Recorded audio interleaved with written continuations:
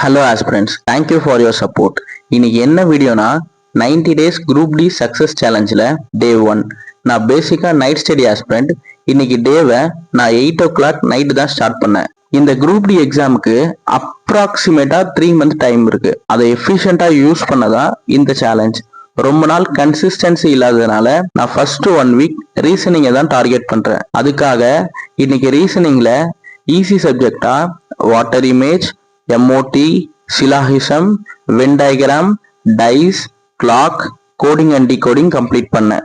Aspirant, நான் ஒண்ணு உங்ககிட்ட சொல்லணும்னு ஆசைப்படுறேன். Every champion once a beginner தான். பிகினரா இருக்கிறது தான் ஜாலியான டைம்.